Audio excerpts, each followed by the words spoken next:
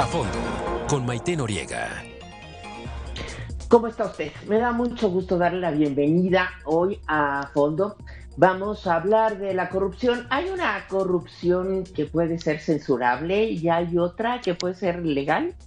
Vamos a hablar de esto y para ello tengo el privilegio de contar con la participación de Xóchitl Gálvez. Ella es senadora del Partido Acción Nacional. Xóchitl, bienvenida. Maite, qué gusto saludarte. Buenas tardes. Igualmente, gracias. Pablo Montes de Oca, coordinador anticorrupción del INCO. Bienvenido. Hola, Maite, Xóchitl, hola a todos. Muchas gracias por la invitación. Y el maestro Gerardo Rodríguez Sánchez Lara, él es coordinador académico del CECIG de la Universidad de las Américas de Puebla. El CECIG es el Centro de Estudios sobre Impunidad y Justicia. Para abrir el bloque, me gustaría un comentario breve de ustedes sobre de la promesa a la realidad. ¿En qué estamos en materia de corrupción? Xóchitl. Pues mira, desafortunadamente no estamos donde quisiéramos estar. A mí de las cosas que más me atraía del presidente Andrés Manuel López Obrador, pues era su promesa de acabar con la corrupción y la impunidad. No tengo duda que es el principal cáncer que tiene nuestro México. Los partidos políticos han fallado en este tema durante muchos años y el gobierno, tanto del PRI, del PAN, quedaron a deber en este tema, aunque se impulsó el tema del combate a la corrupción, el Instituto de Acceso a la Información, pero creo que fue insuficiente.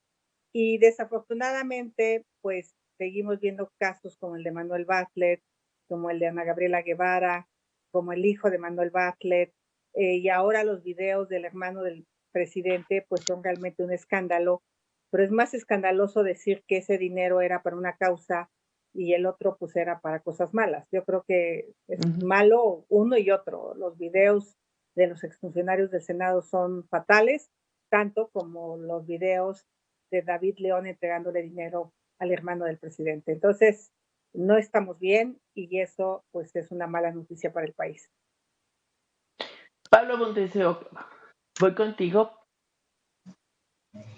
Pues coincido completamente con la senadora Xóchitl Gálvez. Hemos visto desde inicios de la campaña de López Obrador que la principal bandera y la principal propuesta que tenía era el combate a la corrupción. Hemos visto que se mantiene en el discurso cada mañana esta promesa, pero no hemos visto que se traduzca en acciones concretas, ni en políticas públicas destinadas o que tenga un plan de acción claro atrás de un combate a la corrupción, y tampoco en los momentos clave cuando cercanos a su gobierno han estado involucrados en escándalos. Pareciera que la corrupción está siendo un discurso político y que cuando llega al gobierno, a esta administración, la queremos negar, cuando es importante entender que corrupción va a haber en todos los gobiernos del mundo y lo importante es entonces cómo atajarla, cómo detectarla, investigarla y sancionarla, pero si la negamos o si queremos hacerlo algo de corrupción buena o mala o de honestos y deshonestos, no vamos a avanzar a ningún lado. Gerardo, voy contigo. Gracias, Maite. Nosotros en la Universidad de las Américas Puebla medimos la impunidad, que es una parte de la corrupción, o que creemos que es el origen de la corrupción al más alto nivel, pero también de la violencia, de las violaciones graves a los derechos humanos que tiene el país. México aparece en el lugar 60 de 69 países que pudimos medir, porque no todos los países del mundo, que son 193 en Naciones Unidas, dan sus estadísticas. En este sentido, México se encuentra solamente por debajo de países con tradición de corrupción muy alta, como es Venezuela, Paraguay, Guyana y de Brasil, porque Brasil tiene serios problemas en esta materia. Para nosotros hay una correspondencia entre los altos casos, delitos de corrupción política y altos niveles de impunidad. México fue el último país de América Latina en abrir un expediente, al menos como lo estamos viendo ahorita, sobre el caso de Brecht, que ha llevado a la cárcel a presidentes en América Latina, el caso de Perú, de Brasil, de Ecuador, por ejemplo, que hay una denuncia abierta contra el expresidente Correa.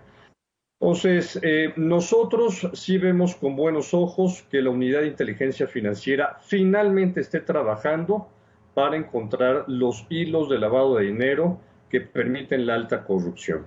Maite. De acuerdo, hay datos sobre la corrupción, sobre lo que implica. Por ejemplo, aquí tenemos la gráfica de los países con los niveles más altos de corrupción e impunidad. Guatemala, México, Kirguistán, Nepal, Guyana y Paraguay. Esto me parece muy grave.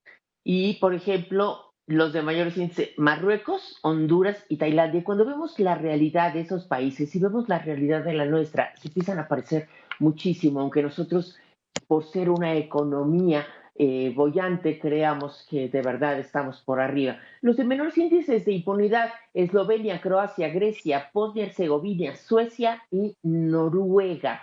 Y se vive mejor en los países que hay menos impunidad. Ya esto tendríamos que, menos corrupción y menos impunidad, ya esto tendríamos que aspirar, ¿no? Yo Así les es, pregunto, Maite. tenemos una gráfica, cuando en el índice global de impunidad que ustedes sacaron hay un dato sobre México y se analizan diversos rubros en relación con el resto de los países que participan en la muestra. Si la vemos, por favor, Héctor.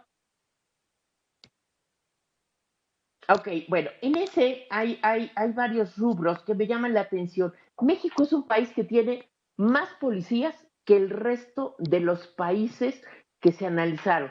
¿Cómo podemos entender que tengamos el nivel de inseguridad que tenemos? Pues yo diría que por Sí. la impunidad, justamente porque cometer un delito en este país y la probabilidad de que te castiguen es prácticamente nula. Vimos lo que pasó en el Estado de México, donde se puso tecnología en la camioneta de transporte público, pero pues resulta que a lo mejor no se apretó el botón o en el C5 no estaban atentos y el enlace no está funcionando. Entonces gastamos muchos millones de pesos en prevenir el delito, en seguridad, pero pues a veces el detalle fino de la conexión a internet no funciona y entonces pues queda totalmente impune el delito porque ahora con el cubrebocas, pues el cuate le dispara, mata a un joven, pues ¿quién lo va a reconocer? Nadie va a reconocer, la policía no llegó. Entonces, yo creo que no solo es tener policías, sino la calidad de policías que tenemos. Y yo lo que me encontré como jefa delegacional en Miguel Hidalgo, pues es de que no se tienen los instrumentos, por ejemplo, para asalto casa habitación, para poder levantar huellas digitales, pues había 2 peritos en toda la Ciudad de México. Entonces, el tema yo creo que tiene que ver con el equipamiento, con la tecnología, no solo con los policías. Por ejemplo, en delitos menores que eran problemas de faltas cívicas, pues los jueces cívicos no tenían una computadora para checar la reincidencia. Entonces, pues lo llevabas una vez, otra vez y sabían que no pasaba nada y la reincidencia te implicaba ya quedarte 24 o 48 horas retenido en el torito. Entonces, yo creo que tiene que ver con tecnología, tiene que ver con capacitación, tiene que ver con seguimiento, y eso a mí después hablaré de lo que me preocupa de la prisión preventiva oficiosa, porque pues van a ir a la cárcel, pero en 3 meses van a salir porque vamos a seguir sin tener esa investigación científica que nos permita realmente detener a los delincuentes. De acuerdo, y sí, tenemos un problema. Ahora, yo pregunto, ¿de la corrupción tenemos el diagnóstico, Pablo? ¿De verdad es cultural la corrupción o es estructural? Los mexicanos no tenemos un gen que nos haga más o menos corruptos. Los mexicanos, como el resto del mundo, somos humanos y al final nos comportamos y respondemos a acciones. Entonces, en este caso, la corrupción de impunidad es la gran aliada porque en cualquier delito, si sabemos que la probabilidad de castigo es baja, pues muy probablemente, y la recompensa es alta, habrá quienes vayan y tomen ese riesgo. Entonces, si no hay un castigo hacia los corruptos, es un problema sistémico y estructural, no necesariamente cultural, que vamos a ver que se repiten una y otra vez. Entonces, si la estructura, si el sistema está ayudando o favoreciendo a quien hace trampa, pues lo más probable es de que surjan o haya más tramposos, independientemente de la cultura. Y ahorita lo mencionaban muy bien, no solo es una cuestión, en este caso, de la policía o del momento, sino de cómo se integra esta investigación. Hay que recordar que hoy en día, y habiendo muchos delitos de corrupción distintos, hoy en día para descubrir un delito de corrupción necesitas hacer un análisis financiero, hacer una revisión de transacciones internacionales, hacer peritajes financieros, y todo esto involucra mucha capacitación, mucho expertise técnico, mucha tecnología, y tenemos que preguntarnos si nuestras fiscalías, tanto la Fiscalía Anticorrupción federal como en los estados, tienen los instrumentos, tienen el personal y tienen el acceso a la información que necesitan para sancionar estos casos, porque incluso cuando se detectan, si no se arma bien una carpeta de investigación, al final acaba siendo desechada por un juez con justa razón, y entonces tenemos una vez más la impunidad. Entonces es un problema muy complejo que no lo podemos reducir a una sola causa, pero sin duda alguna la capacidad que tienen nuestras instituciones de integrar información y de investigar es clave. Ahora, la mayoría de la gente piensa que la corrupción es darle dinero a otro para el cochupo. La corrupción entraña algo más y la impunidad es el mayor aliciente para la misma. ¿No es así, Gerardo? Efectivamente, Maite. Nosotros con este índice que sacamos desde hace 5 años, hemos podido medir las capacidades y funcionamiento que tiene el sistema de justicia y de seguridad de los estados. Nos hemos enfocado mucho al tema de las policías y hemos descuidado el tema de los ministerios públicos y de los jueces. México tiene un déficit muy grave de número de ministerios públicos, de fiscalías y de jueces por cada 100,000 habitantes. México solamente tiene 2 jueces por cada 100,000 habitantes, mientras que el promedio de los 69 países que medimos tiene 17. Pero los países que mostraste en tu gráfica que han podido reducir sus niveles de impunidad y atender mejor los delitos, castigarlos, países de Europa del Este que asumieron las normas de la Unión Europea para poder ingresar, muchos de ellos, que tienen hasta 40 jueces por cada 100,000 habitantes. Como bien explicaba la senadora, los sistemas se saturan. Imagínate si, como dice la senadora, no tienen ni computadora los jueces cívicos para levantar un acta, darle seguimiento a un delito, pues estamos muy mal. Imagínate un estadio Azteca lleno de aficionados como la senadora Xóchitl, que es aficionada al fútbol, que solamente haya 2 jueces para administrar la justicia de 100,000 mexicanos, ¿no? Entonces, eso es un gran problema. Quiero meter un tema, por ejemplo, también espinoso con la senadora. La impunidad política es rampante. Y es algo que también comentaba Pablo. De sexenio a sexenio se iban protegiendo las élites en el poder. No solamente la élite política, las élites económicas como el club de fútbol al que le va la senadora, el presidente involucrado del club Cruz Azul, involucrado en lavado de dinero, utilizando a los futbolistas. Hay ciertos sectores de la población que se denominan de áreas vulnerables, sectores vulnerables de corrupción, como es el caso del sector construcción, joyería, empeño, automóviles de lujo y también los clubes deportivos en todo el mundo. Me parece que es importante que se sigan las recomendaciones del llamado Grupo de Acción Financiera Internacional, que reúne las unidades de inteligencia financiera, y con esto termino, Maite, a seguir esos sectores de la economía que son susceptibles del lavado de dinero para la corrupción política y empresarial. Ahora, la corrupción afecta a todo el sistema, a todo el aparato. Y nosotros creemos que es un problema entre, por ejemplo, Pío que le entrega dinero al otro. No, es un problema que nos cuesta, según datos que yo leí por ahí, el 10% del Producto Interno Bruto de este país se va en corrupción. me parece altísimo lo que nos cuesta, la falta de medicina, afecta en la justicia, afecta en la competitividad, afecta en la salud, afecta en la seguridad, afecta en todo. Y es un tema que sí nos indigna, pero que no nos preocupa mayormente, ¿no? No sabemos por dónde. ¿Qué es lo que está pasando? Xochitl. Mira, hemos ido en dos temas. Uno, corrupción e impunidad, y a lo mejor la gente va a decir, bueno, están hablando. El problema de la corrupción de la clase política es muy delicado y muy grave, porque ¿con qué cara le exige al ciudadano que no corrompa?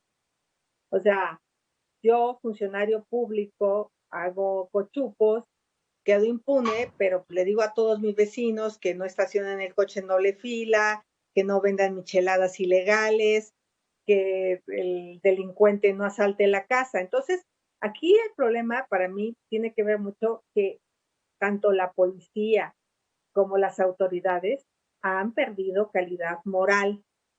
El presidente lo quiso resolver diciendo yo soy una persona honesta y como yo soy una persona honesta, todo mundo va a ser honesto. Me gustó escuchar en su discurso decir que se ha resuelto la corrupción de arriba, pero que la de abajo todavía no. Qué bueno que lo dice, porque efectivamente hemos visto licitaciones a modo. El 80% de las licitaciones públicas han sido por adjudicación directa y hay muchos amigos involucrados. Hay una licitación que a mí me llamó muchísimo la atención, que es la de la refinería de Dos Bocas, donde se convoca la licitación, se declara desierta y en esos días se declara una empresa. En 8 días le adjudican un contrato de 5,000 millones de pesos. Bueno, eso era lo que pasaba con el PRI.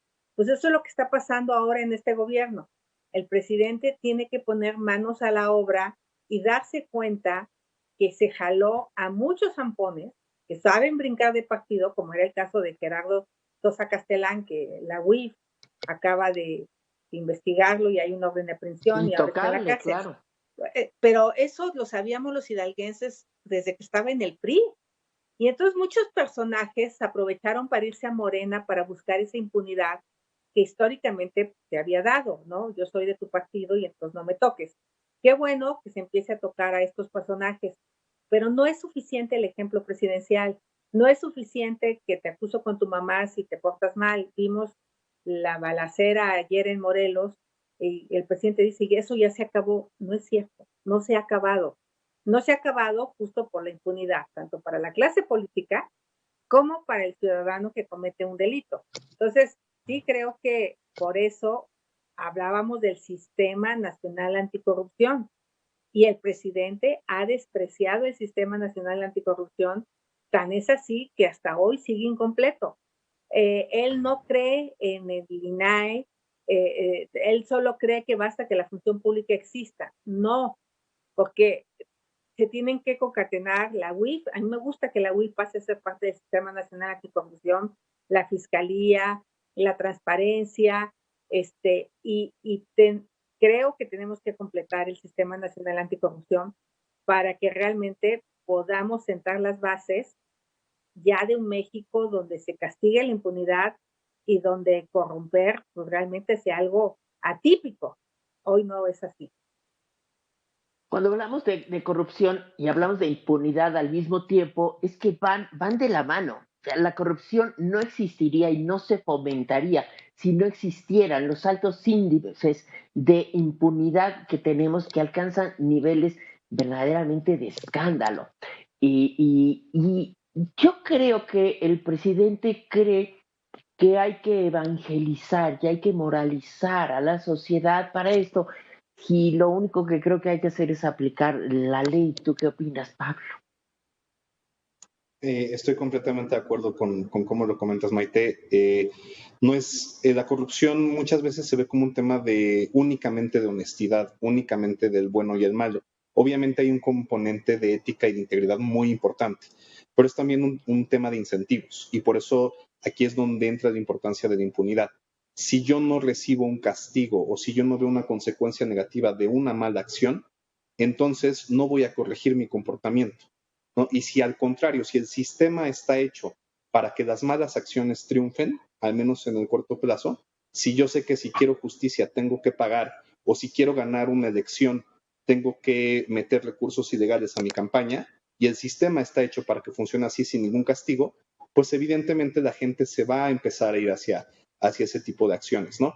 Tanto la corrupción política en el financiamiento de la campaña, como el darle una mordida a un oficial de tránsito. Son comportamientos distintos, pero se pueden nutrir del mismo sistema de incentivos perversos que ha creado ahorita el sistema político mexicano, y que a la larga y para la sociedad, como bien decías hace un momento, Maite, es muy costoso, ¿no? Y es muy costoso estar en este sistema una y otra vez de impunidad, en donde la ganancia pequeña y en el corto plazo e individual es lo que nos importa, y por eso decimos que el que tranza no avanza, ¿no? Por ejemplo, y por eso los estudios que hemos sacado desde el INCO justo buscamos decir lo contrario.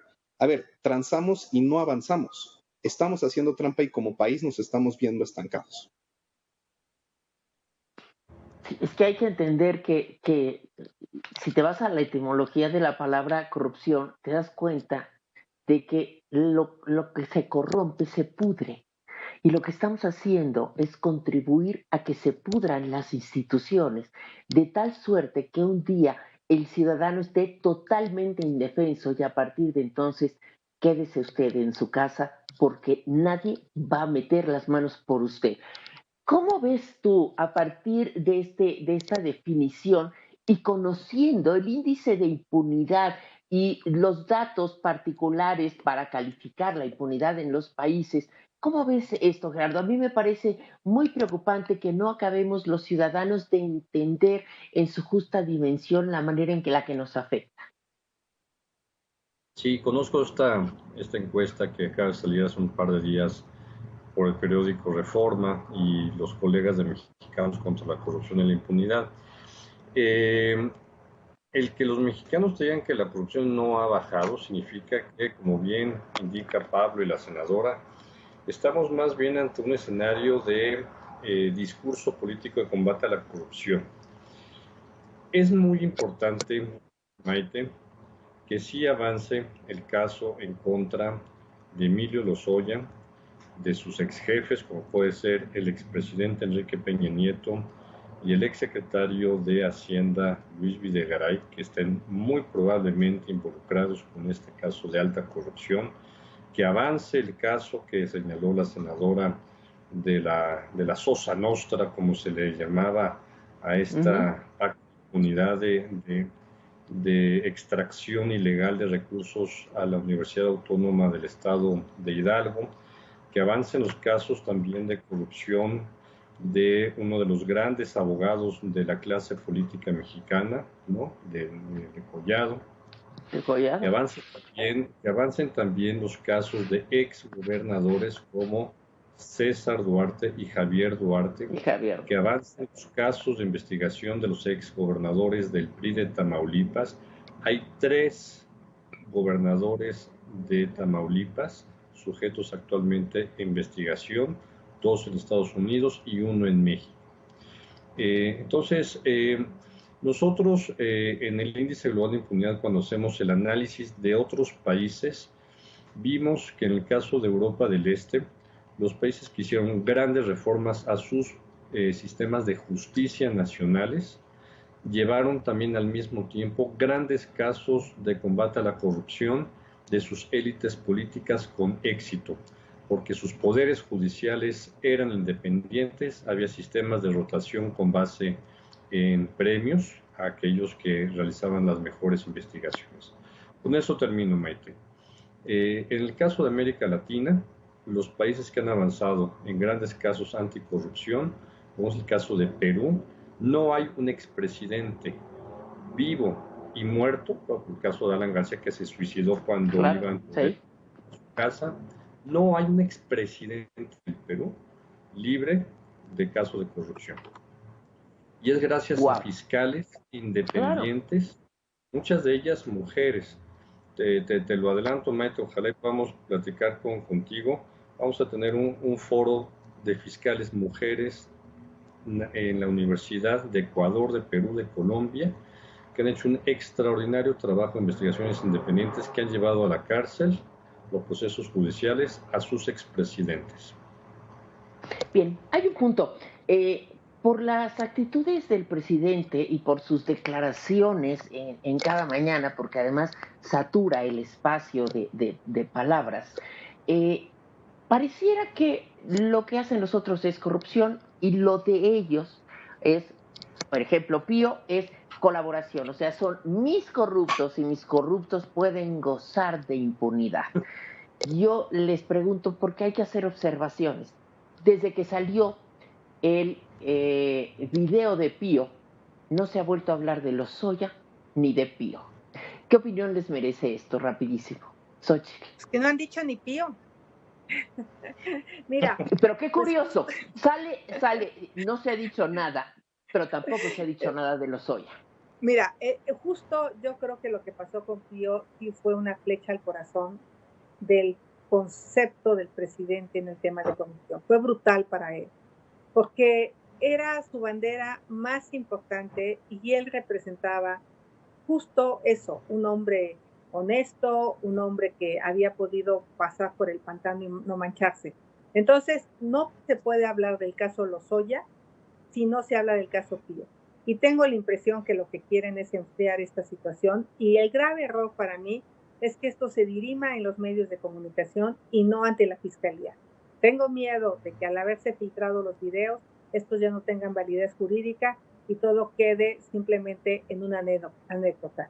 Ojalá el fiscal, al que yo le tengo muchísima confianza, esté a la altura para castigar estos dos casos y que realmente no se repita esa historia en nuestro país. Tú dijiste una palabra y a mí me gusta mucho la precisión de las palabras. Tú dijiste los videos que se filtraron. Yo creo que el presidente en la mañanera hizo la petición y el fiscal se lo concedió y le dijo, ahí le van los videos, señor presidente, para que usted los muestre. ¿De qué se trata? De alterar el debido proceso, invalidarlo y dejarlo impune. Esa es mi postura. No sé ustedes qué opinen. Pablo, Gerardo. Pues creo que ahorita tocamos un tema central que lo había mencionado Gerardo y también la senadora, el tema de la independencia judicial y de la independencia de los fiscales. Y creo que aquí es donde podemos en verdad distinguir el discurso político del combate a la corrupción de un verdadero combate a la corrupción. ¿Quién decide quién es corrupto y quién no y cómo se decide? En la medida en la que el presidente decida quién es honesto o quién es corrupto, no estamos hablando de un verdadero combate a la corrupción. Estamos hablando de un discurso y de un arma política. Si yo puedo decidir de facciones políticas qué acción se comete, o más bien quién comete la acción y por lo tanto es corrupto, entonces no estamos haciendo un verdadero combate de la corrupción, simplemente estamos haciendo una propaganda política o estamos usando el discurso para presionar políticamente a cierto sector. Yo creo que en la medida en la que no sea el presidente quien tiene la capacidad y sea un fiscal independiente el que entonces pueda investigar y no se someta a las presiones del Poder Ejecutivo, entonces vamos a poder ver casos y vamos a poder ver casos bien armados y un verdadero combate a la corrupción. En la medida en la que siga siendo facultad del presidente decir quién es corrupto y quién no, porque pasaba igual en administraciones anteriores, nada más que se decía que nadie era corrupto. Pero ahora se sigue tomando esta discrecionalidad de decir quién es corrupto. No, mientras sigamos teniendo eso, no vamos a tener un verdadero combate. Gerardo, por favor. Tengo que hablar con los colegas del INPO. Tenemos que sacar un índice de independencia de los fiscales. Hagámoslo en conjunto, lo incorporamos como variable para el próximo año, porque ese es un problema que tienen los estados. El 80% de los delitos que se cometen en este país son responsabilidad de los gobiernos estatales. Y ahí tenemos que poner el acento. Los gobernadores siguen controlando a los fiscales estatales, no son independientes. No se les da suficientes recursos para poder ejercer sus facultades. Otro tema muy importante, Maite, el tema de las fiscalías anticorrupción, no solamente la federal, sino a nivel de los estados. Son fundamentales dentro de los sistemas anticorrupción de los estados a nivel federal. La Fiscalía Anticorrupción del Gobierno de la República se formó hace un par de meses, no tiene mucho que fue nombrada su titular, y el Congreso de la Unión no le ha dotado los recursos suficientes y la Fiscalía General de la República no está exigiendo los recursos necesarios para que pueda operar. Entonces, lo que está pasando, Maite, te doy los datos. Yo tengo el privilegio de participar en el Comité Ciudadano de la UIF y los datos son terribles. De 60 vistas de expedientes de posible operaciones con recursos de procedencia ilícita, de lavado de dinero, solamente se han judicializado 3 casos, que son los que estamos conociendo en los medios de comunicación. Entonces, la UIF está generando mucha información que no son pruebas, esto es muy importante. El fiscal Gers Manero se equivocó al acusar que la UIF no está entregando las pruebas suficientes para poder apresar a personas vinculadas con corrupción. No, la UIF genera información de inteligencia que tiene que ser procesada como pruebas por el Ministerio Público, por la Fiscalía General de la República. Entonces, yo le pediría a la senadora que nos escucha y a los diputados que ven este programa en el ámbito local, que doten de recursos suficientes a las fiscalías estatales y a los sistemas de justicia en los estados para que puedan perseguir estos delitos de alta corrupción y los delitos comunes. Bien, si me permiten, yo nomás quisiera hacerte una precisión en el tema de la UIF. A mí me parece que está bien que la UIF haga esa investigación, pero no me gusta que sea pública. Primero porque advierte a los personajes para que huyan. Entonces yo creo que debiera de ser más sigiliosa en el sentido de que, ok, estoy investigando y hasta que tenga armado el caso lo voy a conocer, pero a veces las ganas de llevarte la nota, y me cae súper bien Nieto, me parece que es un hombre echado para adelante, pero creo que a veces pone contra la pared a la fiscalía, porque la fiscalía pues no es como armar el expediente de la noche a la mañana. Todo el mundo sabemos que el tema es lento y además con el elefante blanco que llegó a ser la fiscalía más complicado. Sería mi única consideración sobre lo que está haciendo la UIF. De acuerdo, gracias. Xochitl, una pausa, regresamos. A ver, rapidísimo.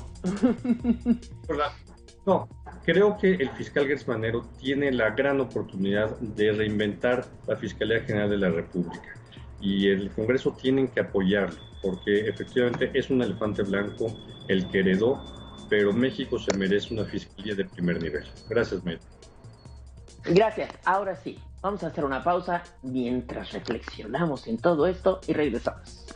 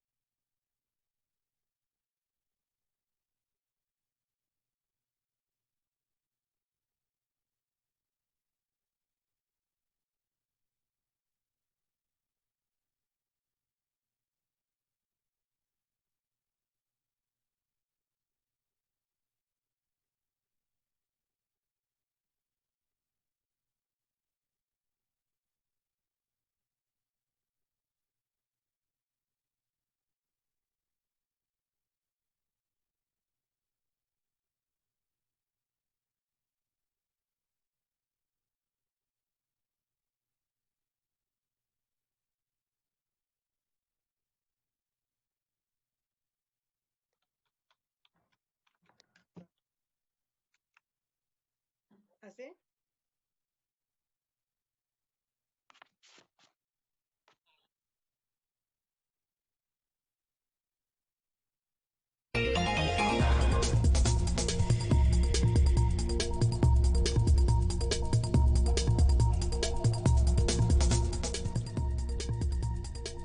Escuchamos al presidente todas las mañanas en las que nos da algunos datos y algunas informaciones y nos habla de sus programas sociales, unos programas sociales que, por cierto, trabajan sin padrones auditados, sin padrones públicos, trabajan sin reglas de operación, nadie sabe a dónde va el dinero.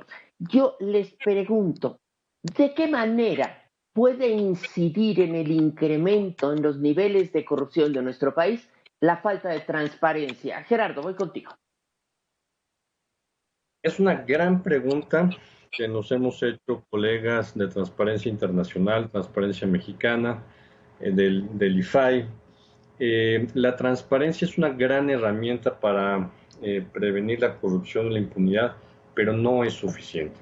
Los países necesitan tener sistemas que castiguen la alta corrupción y la alta impunidad política. Los sistemas de justicia locales tienen que hacer ese mismo trabajo. Tenemos una de las mejores instituciones de transparencia del mundo, pero no fue suficiente para combatir la corrupción. Ahí fue un gran logro de los gobiernos panistas, la construcción de las instituciones de transparencia, pero no se combatió la impunidad y la corrupción del lado sobre todo de los gobiernos estatales. Hay que decirlo con muchísima claridad. Los gobiernos estatales también, los gobernadores, cooptaron los sistemas de transparencia de los estados, como ya lo habíamos platicado, como los ministerios públicos, como las fiscalías, como los poderes judiciales, y tenemos magníficos sistemas de transparencia. Por ejemplo, Animal Político pudo sacar la investigación de la estafa maestra accediendo a información local en Veracruz. Pero pues el gobernador estaba metido al más alto nivel en la corrupción del Estado. Entonces, es un tema que hemos debatido mucho. Faltaba el componente de estudiar los problemas de impunidad política y de alta corrupción. Xochitl. Bueno, tocas un tema que para este gobierno es súper clave. Hemos tratado de obtener información. Te voy a poner un caso concreto. El acero del aeropuerto que pagamos 2.400 millones de pesos, salió una licitación para desmontar los funiles y todo lo que era el aeropuerto y venderlo. Bueno, resulta que se entregaron cerca de 95,000 toneladas. Solo están instaladas algo así como 28,000 toneladas y se están vendiendo 49,000 toneladas como si fueran chatarra. O sea, ¿dónde está la información? No está por ningún lado. No está el acta de entrega del grupo aeroportuario que le hizo entrega a la constructora. No está la licitación, todo está testeado, todo está oculto. Y estamos hablando de un quebranto millonario. Afortunadamente, después de la acusación, el grupo aeroportuario paró la licitación. Había habido irregularidades brutales en la licitación. La empresa no había cumplido. Y entonces no hay manera de conseguir la información. Presenté un punto de acuerdo que Morena todavía no me aprueba en el Congreso, pero todo lo que se llame transparencia en este gobierno se ha ocultado. No sabemos qué pasó con los médicos cubanos, cuánto se les pagó, dónde estuvieron. O sea, de verdad, es un problema y yo creo que el Instituto Nacional de Acceso a la Información tiene que hacer algo ya, porque el pretexto de la pandemia ha sido sensacional. No se entrega nada, no sabemos cuántas personas fallecieron por COVID. Es increíble, no sabemos. Entonces, sí creo que hay un retroceso en la transparencia, en los formatos de los funcionarios públicos. Se eliminó el que puedas poner dónde eres copropietario. Por eso Meréndira Sandoval no pone cuántas casas tiene, porque se eliminó por parte del comité esa posibilidad. Entonces, siento que estamos retrocediendo, pero como el Mesías dice que todo va bien, pues entonces todo va bien. Pero en la realidad, traten de conseguir información y es complicadísimo. Pablo, ¿cuál es tu opinión en este sentido? Creo que la transparencia es un tema fundamental y, como bien decía Gerardo, ayuda a prevenir, no ayuda a sancionar la corrupción o a reducir los niveles de impunidad. Pero sí estamos viendo un retroceso importante en muchos frentes con el nuevo gobierno en términos de transparencia y de opacidad. Ya mencionó un caso de la senadora Xochitl Gálvez. Ahora, en el INCO, nosotros hicimos una investigación de cómo había comprado el gobierno insumos médicos para atender la pandemia, y además de que consistentemente en Compranet era dificilísimo encontrar los contratos y los precios, también encontramos que para el caso del INSABI no hay registro de ni una sola compra que han hecho durante la pandemia. En el portal de transparencia no han subido absolutamente nada, en Compranet no han subido absolutamente nada, y hasta hace poco tiempo era imposible siquiera hacerles una solicitud de información porque no estaba siquiera habilitado en el portal de transparencia.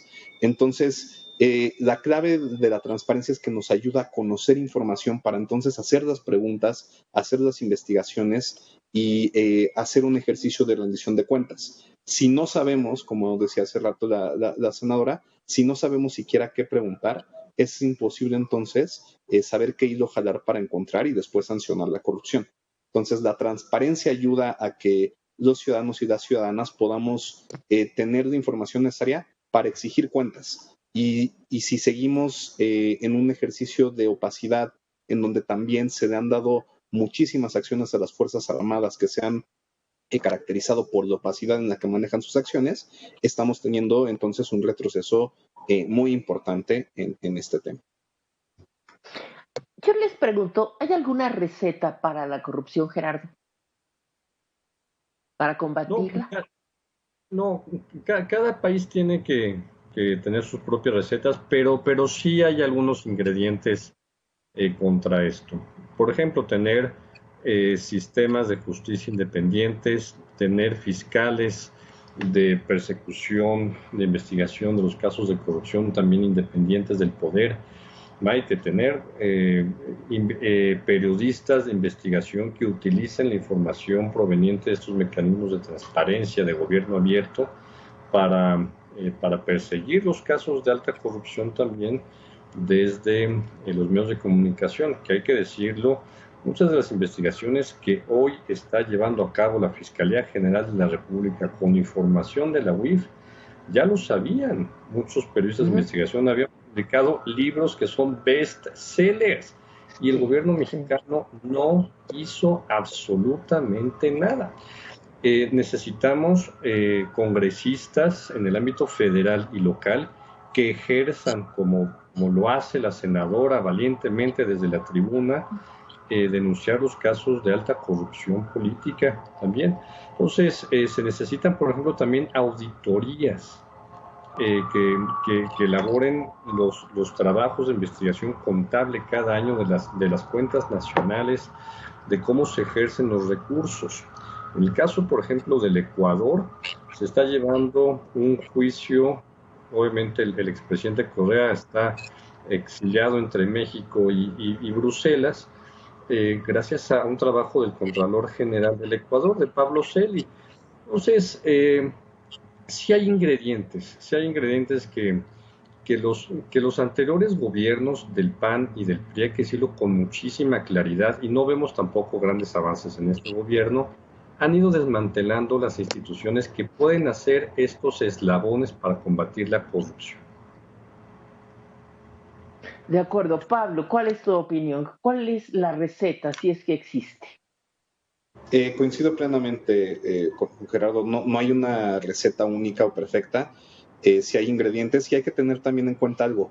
Tampoco hay una corrupción. Hay muchos actos de corrupción y no es lo mismo el intentar resolver la mordida al oficial de tránsito que el desvío multimillonario de un Duarte, que el financiamiento ilegal de campañas. Cada una de estas acciones corresponde a lógicas distintas que tienen que ser tratadas de manera distinta. Pero sí es importante la independencia de los fiscales, la independencia judicial, la existencia, como también mencionaba, de medios de información y de periodismo de investigación, es muy importante. Y también un tema que en México es muy delicado es el financiamiento de las campañas. Lo que vemos recurrentemente en el caso de licitaciones y compras públicas es que la mayoría de los contratos o de los sobornos detrás de contratos son utilizados para financiar ilegalmente campañas políticas. Eso es todo el caso Odebrecht. Todo el caso Odebrecht es de te doy dinero para que financies campañas y tú me das contratos cuando ganes. Y esto Claro. es un gran flagelo para toda la sociedad y el punto principal es que los políticos necesitan dinero para ganar estas campañas electorales y están metiendo recursos ilegales porque no hay una buena regulación o detección al respecto. Y en la medida en la que esto siga pasando y en la medida en la que los políticos sigan triunfando con financiamiento ilegal de campaña, seguiremos teniendo más Odebrecht, simplemente con otros nombres.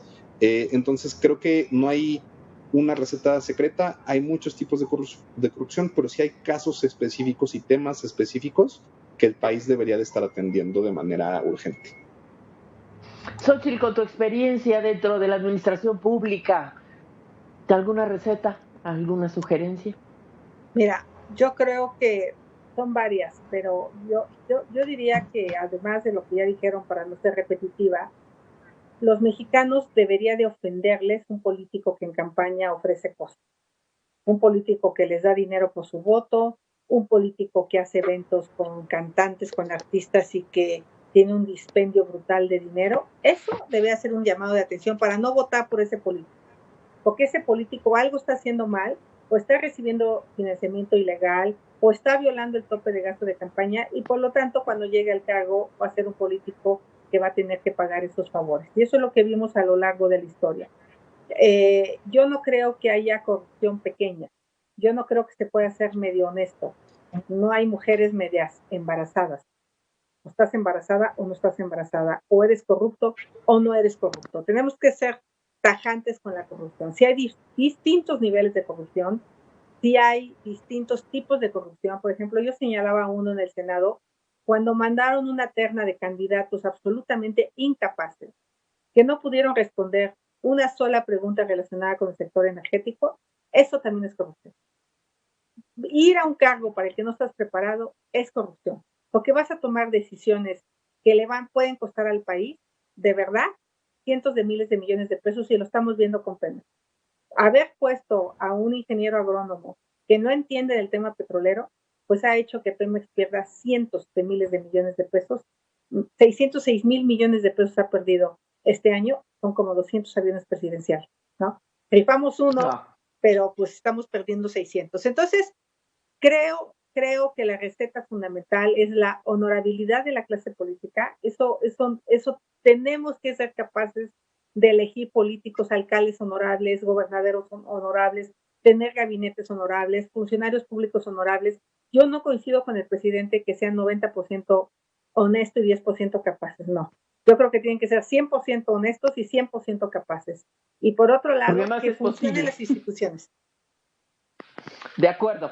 Voy a hacer una pausa y les pido que aprovechemos este tiempo para reflexionar y si me pueden dar algún comentario final, a lo mejor no una conclusión, pero sí un comentario final en relación con los temas que tocamos en este programa. Muchísimas gracias. Hacemos una pausa. Regresamos. Estamos en A Fondo.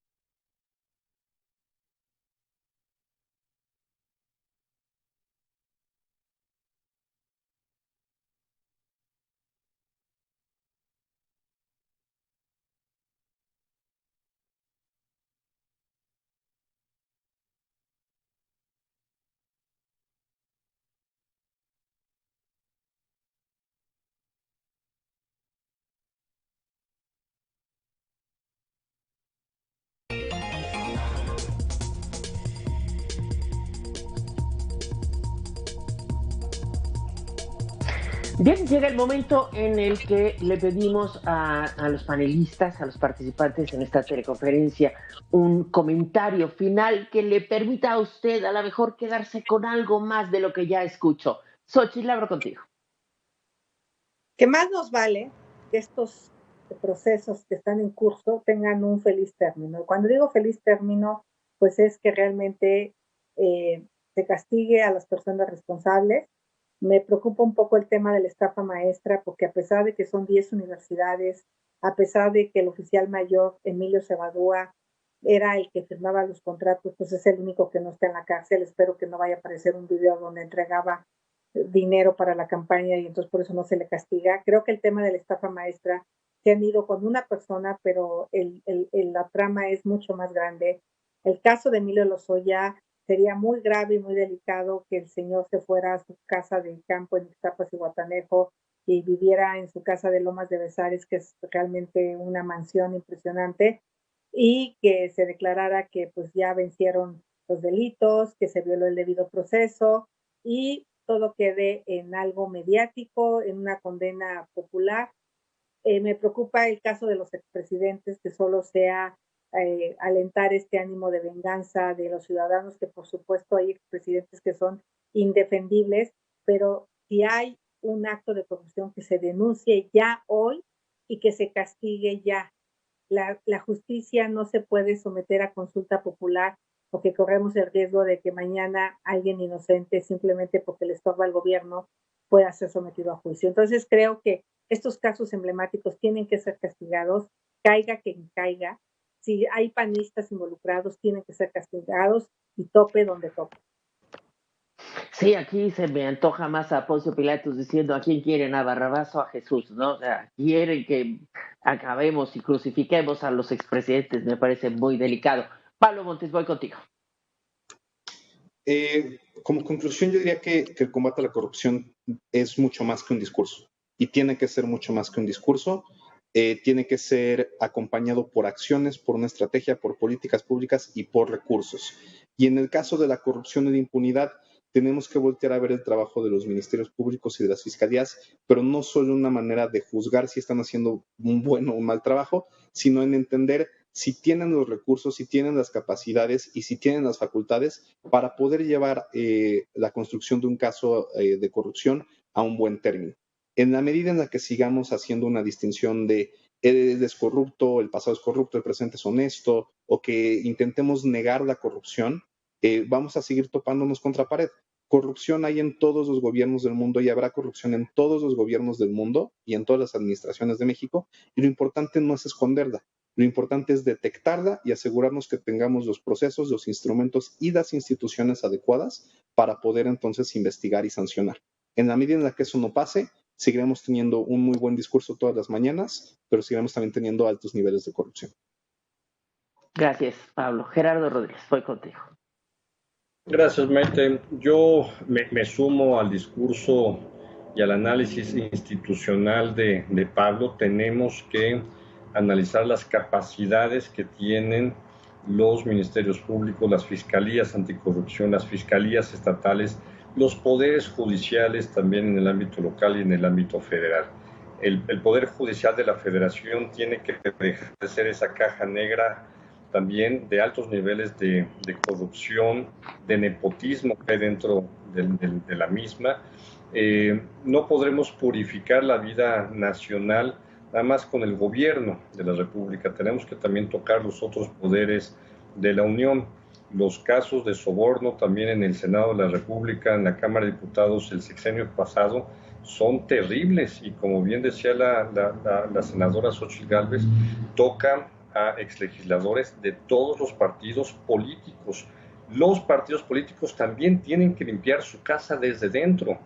Entonces, y un último comentario que hizo Pablo sobre el tema de las Fuerzas Armadas.